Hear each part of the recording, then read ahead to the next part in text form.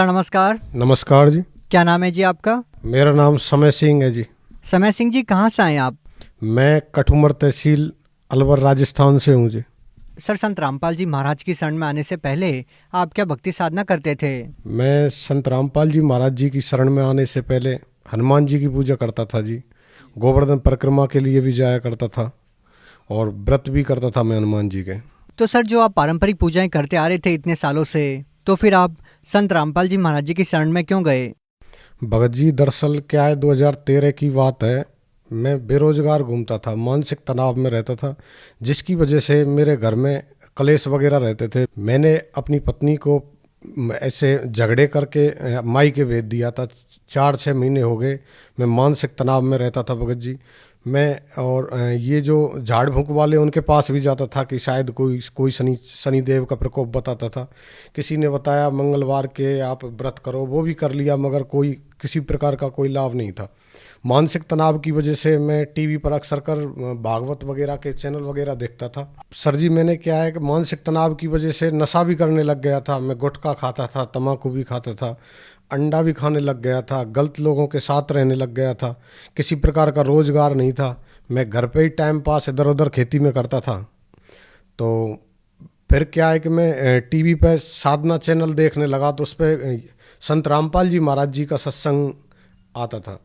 तो मैंने एक बार देखा, संत रामपाल जी महाराज जी का शिष्य था, वो अपना इंटरव्यू में बता रहा था, वो गांव में फ्री का कार्य करता था, कफ वगैरह बेचता, और उसने संत रामपाल जी महाराज जी से प्रार्थना लगाई कि तो परमात्मा ने उस पर दया की, उसको गवर्नमेंट जॉब मिल गया, वो लेक्चरर हो गया। तो मेरे भी मन में विचार आया कि शायद यहाँ पर मुझे भी रोज़गार मिल सकता है। मैं रोज़गार के बहाने से ही संत रामपाल जी महाराज जी के पास आने की इच्छा बनी। सर, आपने संत रामपाल जी महाराज जी से नाम दीक्षा कब ली? सर जी, मैंने संत रामपाल जी महाराज जी से नाम दीक्षा 28 फरवरी 2013 में ली थी। सर, संत रामपाल जी महाराज जी के अनुयायियों के बारे में ये कहा जाता है कि वो अंधविश्वास के तहत जुड़े हैं या फिर वो ज़्यादा पढ़े लिखे नहीं हैं। सर, आप उन लोगों के लिए एक माकूल जवाब हैं, आप एक पढ़े लिखे इंसान हैं, तो सर आप उन लोगों को क्या कहना चाहेंगे? देखो जी, ऐसा है, संत रामपाल जी महाराज जी जो ज्ञान देते हैं वो शास्त्रों से अनुकूलित है, शास्त्रों के अनुसार है। अज्ञानता तो जो ये गुरुपद पर बैठे हुए लोग हैं, इन लोगों ने फैलाई है। आज पढ़ा लिखा इंसान भी संत रामपाल जी महाराज जी से नाम दीक्षा लेके सारे शास्त्रों को पढ़ के और तब जाके संत रामपाल जी महाराज जी की शरण में आया है। मैंने संत रामपाल जी महाराज जी की शरण में आने से पहले ज्ञान गंगा पुस्तक पढ़ी थी, फिर उसके बाद संत रामपाल जी महाराज जी का ज्ञान मुझे सबसे उत्तम लगा। सर, जैसा कि आपने बताया कि आपने संत रामपाल जी महाराज जी के ज्ञान को समझा है, आपने ज्ञान गंगा पुस्तक को पढ़ा है। सर, हम आपसे ये जानना चाहेंगे कि ऐसा आपने संत रामपाल जी महाराज जी के ज्ञान में और ज्ञान गंगा पुस्तक में क्या पढ़ा जो अन्य किसी संत ने आपको कभी नहीं बताया? देखो जी, संसार में लोग पेड़ को भगवान मान लेंगे, पत्थर को भगवान मान लेंगे, मगर कबीर साहब को एक संत ही मानते हैं। तब मैंने वो ज्ञान गंगा पुस्तक पढ़ी, तो उसमें एक वाणी थी, हम सुल्तानी नानक तारे दादू को उपदेश दिया, जात जुलाया भेद न पाया, काशी माए कबीर हुआ।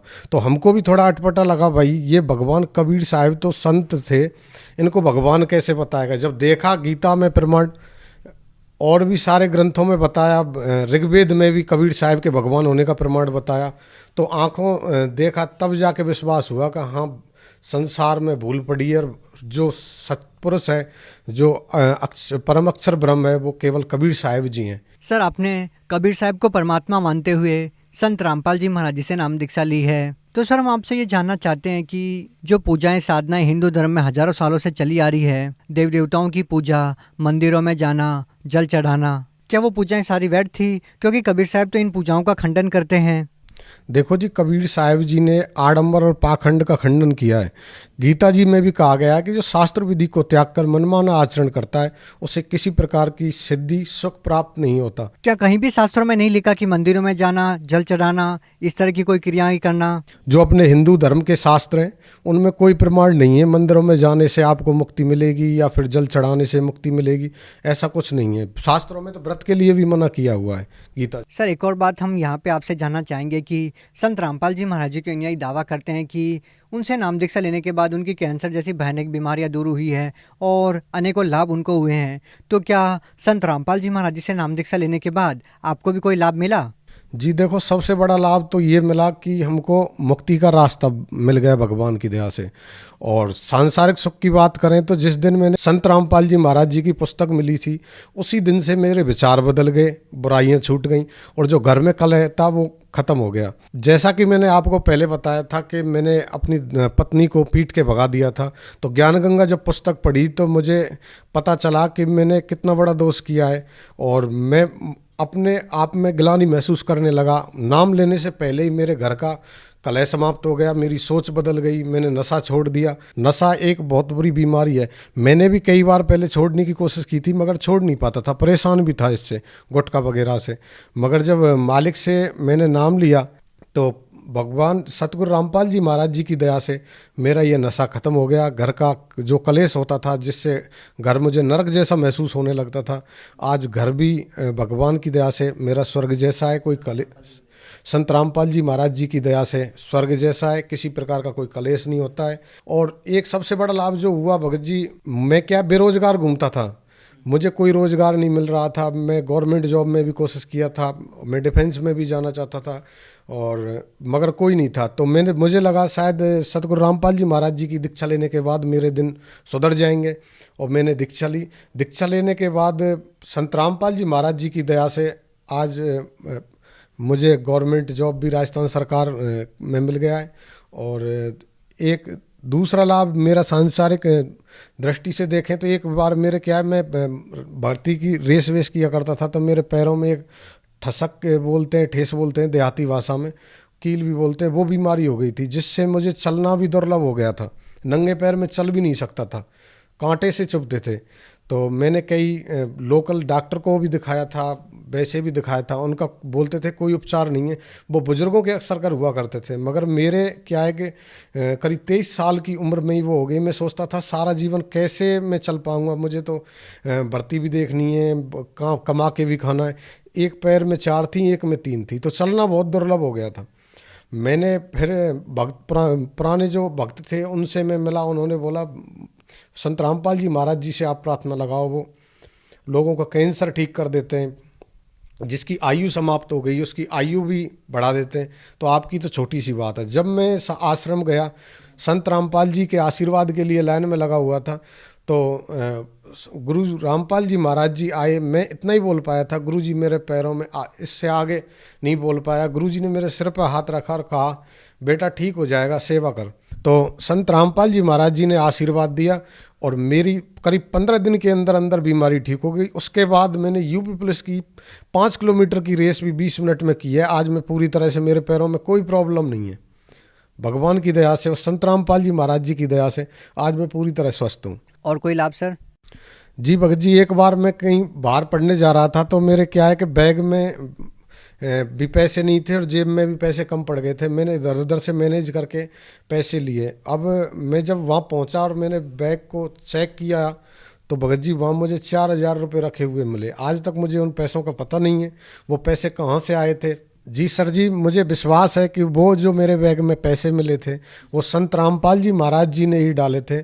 मैंने और भी विचार किया था मगर उन पैसों का मुझे कोई अता पता नहीं मिला। वो पैसे मुझे पूर्ण विश्वास है संत रामपाल जी महाराज जी ने ही मेरे बैग में डाले थे। और जीवन में नए दिन, बहुत सारे चमत्कार संत रामपाल जी महाराज जी से नाम लेने के बाद प्रतिदिन होते हैं। सर, जैसा कि आपने बताया कि पहले आप बेरोजगार थे लेकिन संत रामपाल जी महाराज द्वारा दी गई भक्ति को करने से आपको रोजगार भी मिला। सर, आज की जो युवा पीढ़ी है वो अच्छी शिक्षा प्राप्त करने के बाद भी वो बेरोजगार है या फिर कहीं ना कहीं वो नशे की बुरी लत में फंसे हुए हैं, तो उन युवाओं को आप क्या संदेश देना चाहते हैं, क्या कहना चाहते हैं? देखो जी, हर युवा की एक ही टेंशन होती है कि उसे रोजगार मिल जाए। हर कोई जी तोड़ के मेहनत करता है मगर हर किसी के नसीब में नहीं है। आज मेहनत सब लोग करते हैं मगर हर किसी को गवर्नमेंट जॉब नहीं मिलता। मैं हर युवा से एक रिक्वेस्ट करना चाहूँगा कि युवा मेहनत कर सकता है मगर किस्मत नहीं बदल सकता। और ये भगवान ऐसे हैं, ये संत रामपाल जी महाराज ऐसे हैं जो आपकी किस्मत में भी नहीं होगा ना उससे ज़्यादा दे सकते हैं। ये अपने प्रवचनों में बताते हैं संत रामपाल जी महाराज और वादा करते हैं कि मैं आपको मुक्ति के साथ साथ हर प्रकार का सुख देने का वचन देता हूँ। ये मालिक की वाणी है और मालिक की वाणी संत रामपाल जी महाराज जी की वाणी है और संत रामपाल जी महाराज जी की वाणी खाली नहीं जा सकती। तो हर युवा को मैं यही कहना चाहूँगा, हम यही रिक्वेस्ट करेंगे कि जो आज का युवा वर्ग नशे की ग्रस्त में है, बेरोजगार घूमता है, मानसिक तनाव में रहता है, संत रामपाल जी महाराज आपके जीवन में आने वाली हर प्रकार की समस्या, रोजगार की है, नशा मुक्ति है, आपके घर का कलेश है, मानसिक तनाव है, और भी बहुत सारी जो आपके जीवन में समस्याओं को समाप्त करके आपके जीवन को खुशहाल बनाएंगे। इसके साथ साथ सबसे बड़ा जो लाभ है, आपको इस 84 के चक्कर से निकालेंगे। सर, आज के दिन अगर कोई संत रामपाल जी महाराज जी से नाम दीक्षा लेना चाहता है तो वो उनसे नाम दीक्षा कैसे ले सकता है? जो भी आज संत रामपाल जी महाराज जी से नाम लेना चाहता है, वो मोबाइल पे, यूट्यूब पे या किसी भी बहुत सारे चैनलों पे गुरुजी का सत्संग आता है, संत रामपाल जी का सत्संग आता है, और वहाँ से वो नंबर प्राप्त करके और संत रामपाल जी महाराज जी से नाम दीक्षा ले सकता है। बहुत बहुत धन्यवाद। सत साहिब जी।